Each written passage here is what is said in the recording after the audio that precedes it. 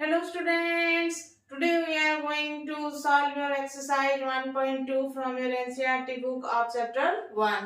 तो आज हम सॉल्व करने जाएंगे एक्सरसाइज 1.2 और पहले चैप्टर में हम लास्ट चैप्टर में पढ़े थे क्या एक्सरसाइज 1.1 उसमें क्या पढ़े थे रेशनल नंबर। तो आज हम पढ़ेंगे इरेशनल नंबर। इरेशनल नंबर क्या होता है? रेशनल नंबर का जस्ट भाई होता है। तो इरेशनल नंबर क्या चीज है? इरेशनल नंबर है जस्ट ऑपोजिट, जो कि रेशनल का ऑपोजिट है।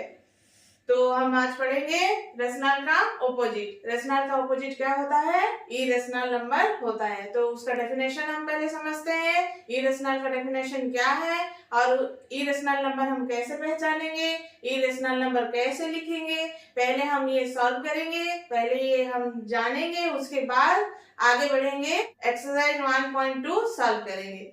तो चलिए डेफिनेशन पहले देख लेते हैं। इरेशनल नंबर का डेफिनेशन क्या है? तो इरेशनल का डेफिनेशन है कि number is called irrational if it is can not be written in form of p by q where p and q are integers and q is not equal to 0। ये हमारा हो गया क्या?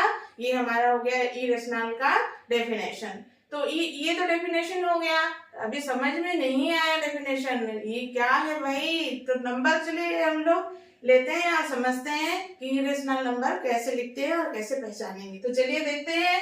हम पता है कि p by q क्या फॉर्म है? p by q irrational number है और तो इरेशनल नंबर क्या है? p by q में नहीं लिखेंगे। It can't be written p by q form. तो हम कैसे फॉर्म में लिखेंगे?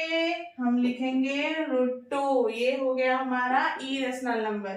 फिर आ गया हमारा √3, ये भी हो गया इरेशनल नंबर। अभी हम लिखेंगे √4।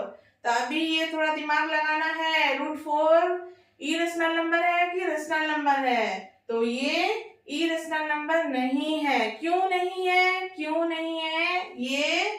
क्योंकि ये अंदर में क्या है हमारा 4 क्या चीज है? परफेक्ट स्क्वायर है।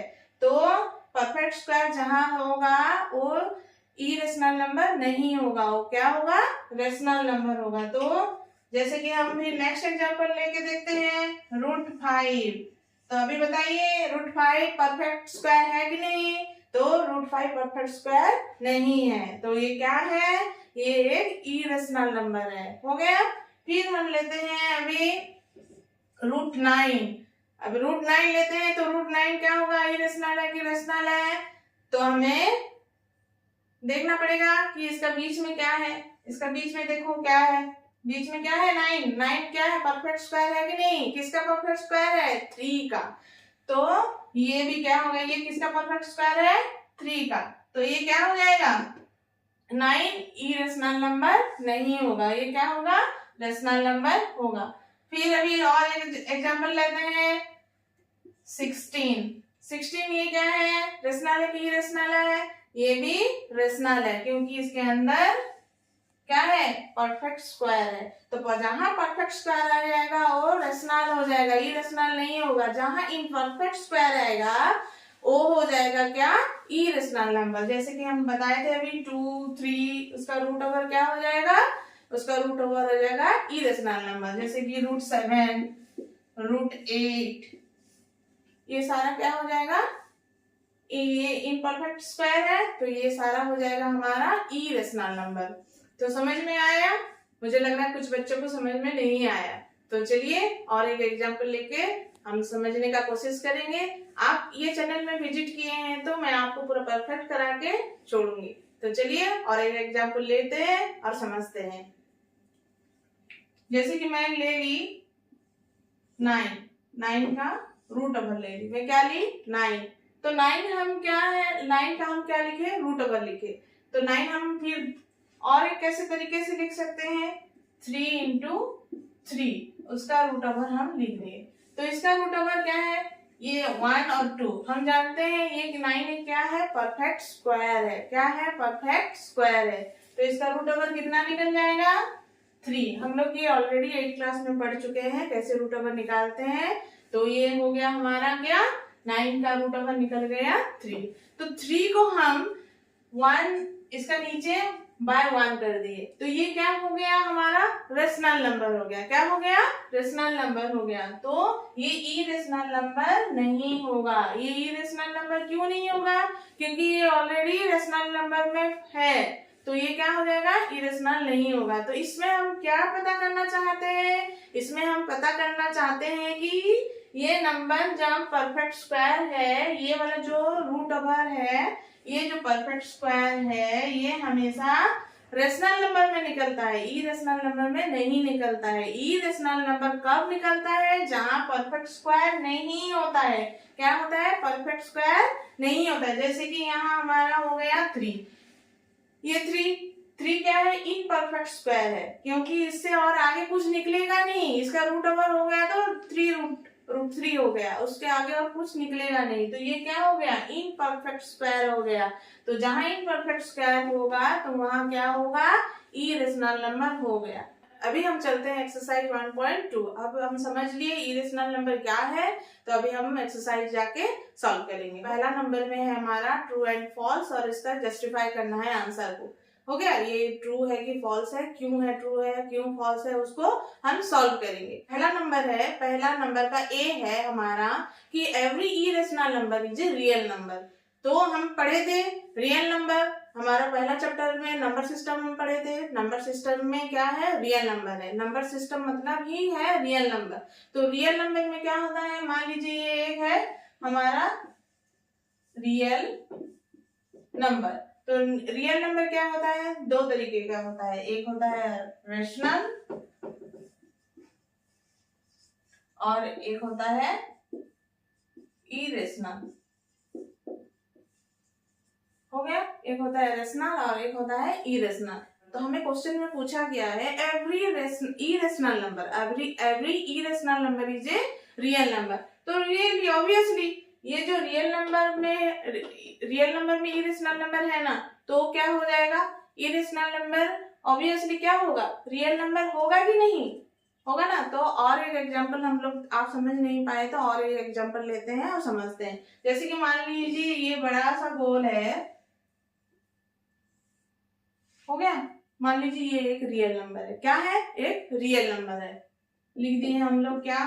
Real number. हो गया? ये रियल नंबर के अंदर क्या आता है?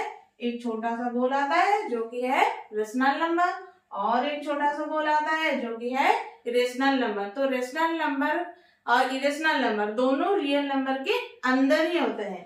क्या होते हैं? मान लीजिए ये क्या हो गया? रेशनल नंबर, और ये क्या हो गया?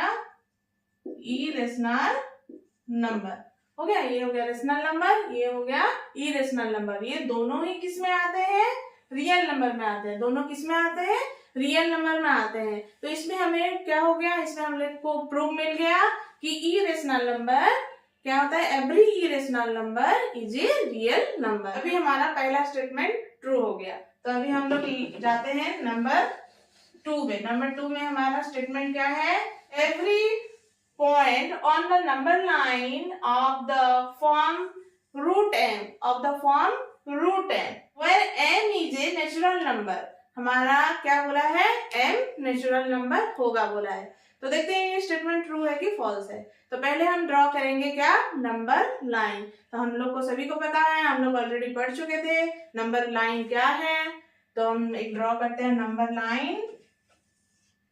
हो गया नंबर लाइन। तो नंबर लाइन में एक पॉइंट ले लिए, मान लीजिए ये हो गया हमारा 0। ये क्या हो गया? 0। तो 0 का हमारा राइट साइड में क्या होता है? हमेशा पॉजिटिव नंबर होता है, और लेफ्ट साइड में क्या होता है? हमेशा नेगेटिव नंबर। ये हो गया नेगेटिव नंबर, ये हो गया हमारा पॉजिटिव नंबर। हो गया? फिर उसके बाद हम देखेंगे कि ये बोला है रूट m फॉर्म में होना चाहिए। हमारा नंबर लाइन जो है हमेशा रूट m में होगा कि नहीं होगा बोला है। तो हम देखते हैं, मान लीजिए एक नंबर ले लिए √2, यहाँ एक नंबर ले लिए, हो गया हमारा √2। हो गया? ये पॉजिटिव है और √2 ले लिए। फिर उसके बाद हमारा नेचुरल नंबर क्या आता है? 3 आता है ना। तो फिर और एक नंबर ले लिए √3। क्या ले लिए? √3। हो गया? अभी हम देखेंगे ये दोनों लाइन के बीच में ये दोनों लाइन के बीच में और नंबर आएगा कि नहीं आएगा? हाँ, ऑब्वियसली बहुत सारा नंबर आएगा, लेकिन क्या होगा, रूट फॉर्म में नहीं आएगा। रूट फॉर्म में क्यों नहीं आएगा? क्योंकि ऑलरेडी ये दो जो है क्या है, नेचुरल नंबर है, और उसके बाद क्या है, नंबर 3 है, √3 है, वो भी 3 भी एक नेचुरल नंबर है। तो नेचुरल नंबर 2 और 3 का बीच में और नेचुरल नंबर आता है क्या? नहीं आता है। उसके मतलब ये दोनों का बीच में नेचुरल नंबर नहीं आएगा। हो गया? तो ये क्या होगा, ऑब्वियसली नंबर आएगा, लेकिन दूसरा तरीके से नंबर आएगा, पॉइंट्स में ऐसे में आएगा, लेकिन रूट फॉर्म में नहीं आएगा। और एक बार मैं समझाने का कोशिश करूंगी। जैसे कि हम ले लिए √2, यहाँ ले लिए √3, ये दोनों का बीच में बहुत सारा नंबर आता है, बहुत ही सारा नंबर आता है, जब पॉइंट में आता है, हो गया, लेकिन नेचुरल नंबर में नहीं आता है। क्यों?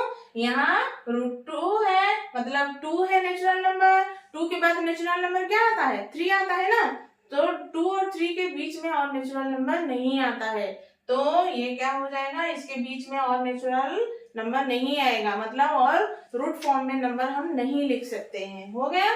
तो इसमें से हमारा क्या होगा, इसमें से हमारा स्टेटमेंट पता चला कि ये स्टेटमेंट क्या होगा, फॉल्स होगा। ये स्टेटमेंट क्या होगा, फॉल्स होगा। हो गया? अभी हम लोग जाते हैं स्टेटमेंट नंबर 3 में। स्टेटमेंट नंबर 3 में हमारा क्या है, every real number is an irrational number. Every real number is a irrational number. हम ये क्वेश्चन जो 3rd और 1 क्या है, दोनों रिवर्स है। वो पहले हम पढ़ चुके थे ना, नंबर 1 में पढ़े थे every irrational number is a क्या है, रियल नंबर, लेकिन इसमें क्वेश्चन ऑपोजिट दे दिया, इसमें रिवर्स कर दिया। इसमें रिवर्स करके क्या पूछा है कि every real number is a irrational number, तो है कि नहीं, हमें अभी स्टेटमेंट प्रूव करें। चलिए अभी इसको समझते हैं। पहले से मैं ये डायग्राम बना के रखी हूँ, तो अभी ये समझेंगे। देखिए जो बड़ा सा गोल है हमारा, बड़ा सा गोल क्या है हमारा, रियल नंबर है। क्या है, रियल नंबर है। और रियल नंबर के अंदर फिर क्या आता है, रेशनल नंबर आता है, फिर और एक नंबर क्या आता है, इरेशनल नंबर आता है। तो रियल नंबर क्या होता है, दोनों को एग्जिस्ट करता है। रियल नंबर दोनों को एग्जिस्ट करता है, जैसे कि तुम आपका हो गया रेशनल नंबर और एक हो गया इरेशनल नंबर। हो गया?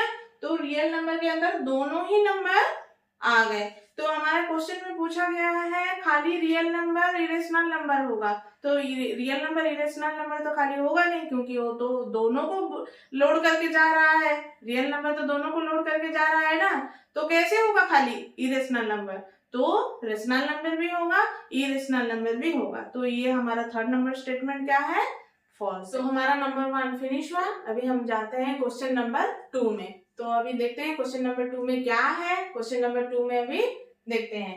तो है क्वेश्चन नंबर 2 में है आपका, are the square roots of all positive integers irrational number. Irrational number है क्या, वो बोला है कि जितना भी पॉजिटिव इंटीजर है वो उसका रूट ओवर इरेशनल नंबर है क्या, वो पूछा है। तो हम अभी इसका स्टेटमेंट देखते हैं है कि नहीं, चलिए देखते हैं। तो हमारा पहला है कि ऑल, उसमें बोला गया है ऑल पॉजिटिव इंटीजर बोला है, ऑल पॉजिटिव इंटीजर्स। तो ऑल पॉजिटिव इंटीजर मतलब क्या है, +1 +2 +3, ये सारा क्या है, ऑल पॉजिटिव इंटीजर। ऐसे ऐसे करके क्या जाएगा, इनफाइनाइट तक जाएगा। हो गया? तो हम देखते हैं इसका सारा का रूट ओवर क्या है, इरेशनल नंबर है कि नहीं है, हम प्रूव करेंगे। तो देखते हैं। तो हमारा क्या है, जाते हैं, हमारा पहला नंबर ले लिए हम √2। तो √2 क्या है, √2 क्या है,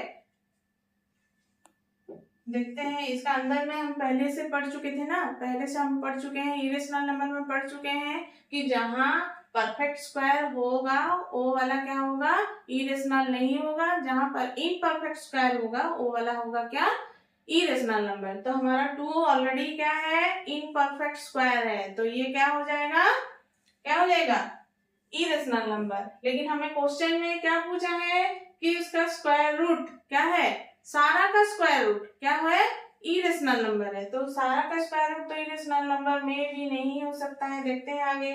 फिर ले लिए √3, तो ये भी है, हो गया हमारा क्या, इरेशनल नंबर। फिर हम जाते हैं √4, तो अभी आ गया √4 क्या है, परफेक्ट स्क्वायर है। √4 क्या है, परफेक्ट स्क्वायर। तो ये क्या हो जाएगा, इसका क्या निकल गया, 2 निकल गया। क्या निकल गया, 2। उसका स्क्वायर रूट, 4 का स्क्वायर रूट हम जानते हैं ना 2 है। तो ये 2 अभी क्या हो जाएगा, इरेशनल नंबर तो नहीं हो जाएगा, वो क्या हो जाएगा, रेशनल नंबर हो जाएगा। तो अरे भाई ये तो ओनली 2 है, रेशनल नंबर कैसे होगा। ऑलरेडी हम लोग पढ़ चुके हैं रेशनल नंबर, ऑलरेडी क्या रेशनल नंबर पढ़ चुके हैं ना। 2/1 कर दिए। 2/1 क्यों किए, हम बाय 1 जहां भी करते हैं उसका क्या होता है, वही रहता है। जैसे कि 2/1 मतलब वही 2 है। तो ये क्या, वो कौन सा फॉर्म में आ गया, p/q फॉर्म में आ गया, जो कि है रेशनल नंबर। तो ये और एक स्टेटमेंट जो कि आ गया गलत हो गया। फिर हम देखते हैं √5। √5 तो क्या है, इनपरफेक्ट स्क्वायर है, तो ये इरेशनल नंबर निकलेगा। अभी हम देख लेते हैं फिर 9। 9 क्या है, परफेक्ट स्क्वायर आ गया ना अंदर, परफेक्ट स्क्वायर अंदर आ गया, तो ये क्या हो जाएगा, रेशनल नंबर हो जाएगा। तो ये हमारा स्टेटमेंट क्या हो गया, पहला वाला स्टेटमेंट तो हो गया हमारा क्या चीज, फॉल्स हो गया। तो अभी हम क्वेश्चन नंबर 2 में 2 का सेकंड पार्ट चलते हैं, हो गया। तो सेकंड पार्ट में हमारा क्या है, इफ नॉट, उसका सेकंड पार्ट में है if not then give an examples of its square root of numbers that is a rational number, that is a rational number। तो हम फिर और एग्जांपल लेके देखते हैं कि ये मतलब स्क्वायर रूट क्या होगा, रेशनल नंबर होगा। तो लेते हैं एग्जांपल। हमारा एग्जांपल मान लीजिए ले लिए 16 ले लिए हम लोग तो 1 2 3 4 बहुत ले लिए। अभी हम लोग लेते हैं 16 का रूट ओवर निकालेंगे, हो गया। 16 का रूट ओवर, हमारा 16 का रूट ओवर क्या है, 16 का रूट ओवर है क्या, 4। 16 का रूट ओवर है 4। तो ये 4 को हम लोग क्या लिख सकते हैं, p/q फॉर्म में लिख सकते हैं। p/q फॉर्म में, जैसे कि 4/1 लिख दिए, तो ये हो गया p, ये हो गया q। और हम जानते हैं रेशनल नंबर में q is not equal to 0। यहाँ q जो है हमारा क्या है, 1 है, 0 नहीं है। तो ये परफेक्टली क्या हो गया, एक हमारा रेशनल नंबर हो गया। तो इससे प्रूव होता है कि सारा जो इंटीजर है, पॉजिटिव इंटीजर का स्क्वायर रूट इरेशनल नंबर नहीं होगा, कुछ रेशनल नंबर होगा और कुछ इरेशनल नंबर होगा। आपका ये हो गया क्वेश्चन नंबर 2। और हम चलते हैं अभी क्वेश्चन नंबर 3 में। तो क्वेश्चन नंबर 3 क्या है, चलिए देखते हैं। क्वेश्चन नंबर 3 है, so how √5 can be represented on the number line. Number line में हम √5 को कैसे रिप्रेजेंट कर सकते हैं।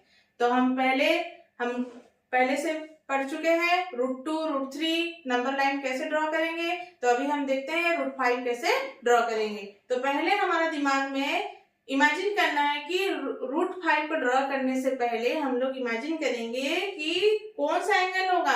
हम लोग इमेजिन करेंगे एक राइट एंगल। तो राइट एंगल हम पहले इमेजिन कर लेते हैं, एक ड्रॉ कर लेते हैं राइट एंगल। राइट एंगल कैसे होता है, मान लीजिए हमारा हो गया ए, ये हो गया बी। यहाँ राइट एंगल में हमेशा एक एंगल क्या होता है, 90 डिग्री होता है।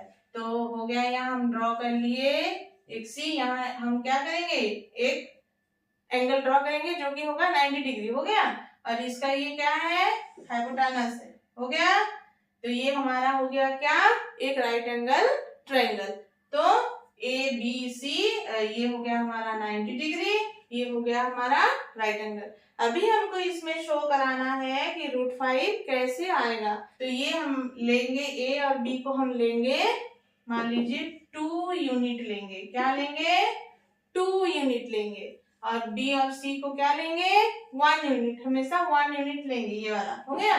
तो ये हो गया हमारा 1 यूनिट, ए बी हो गया 2 यूनिट और बी सी हो गया हमारा 1 यूनिट। तो अभी हमको क्या निकालना है, ए सी निकालना है। हमारा क्या निकालना है, ए और सी निकालना है। ए सी क्या निकालना है, ए सी निकालना है। तो AC का हम जानते हैं, इसमें कौन सा फॉर्मूला हम यूज करेंगे, पाइथागोरस फॉर्मूला यूज करेंगे। हम लोग ऑलरेडी पढ़ चुके हैं, 6 7 8 में हम लोग पढ़ चुके हैं पाइथागोरस थ्योरम। पाइथागोरस थ्योरम में क्या होता है, AC निकालना होता है तो AC स्क्वायर इक्वल टू क्या होगा, AB स्क्वायर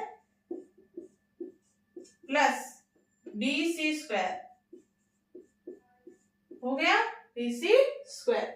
तो हमारा AC स्क्वायर कितना हो गया, AB स्क्वायर कितना है 2 यूनिट है, तो 2 का हम लोग कर देते हैं होल स्क्वायर, प्लस BC कितना है हमारा 1 यूनिट लिए हैं तो 1 का होल स्क्वायर।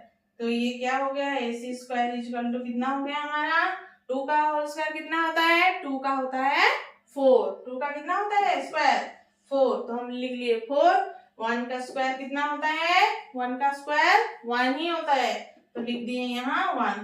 4 और प्लस 1 कितना हो गया 4 प्लस 1 कितना 5, तो हम लिख दिए यहाँ AC का होल स्क्वायर इक्वल टू 5। तो हमें तो AC ही निकालना है, होल स्क्वायर निकालना नहीं है, तो AC निकालने के लिए क्या हो जाएगा ये होल स्क्वायर इधर आ जाएगा, तो क्या हो जाएगा ये रूट हो जाएगा, क्या हो जाएगा रूट हो जाएगा 5 का रूट, तो हमारा ये निकल गया हमारा रूट 5। अभी इसको हम क्या करेंगे नंबर लाइन में रिप्रेजेंट करेंगे। ये तो हमारा सॉल्व हो गया कि कैसे हमको रूट 5 मिला, तो अभी उसको हम नंबर लाइन में रिप्रेजेंट करेंगे। तो मान लीजिए ले लीजिए एक नंबर लाइन ड्रॉ करिए, नंबर लाइन देखिए थोड़ा टेढ़ा हो गया तो उसको सीधा ड्रॉ थोड़ा करते हैं। नंबर लाइन ले लिए, यहाँ ले लिए A, इसको ले लिए B, क्या ले लिए A और B, तो यहाँ हमारा क्या हो जाएगा मान लीजिए ये हो गया 0, A कितना हो गया 0 हो गया, तो यहाँ 2 यूनिट काटे हम, ये हो गया हमारा C।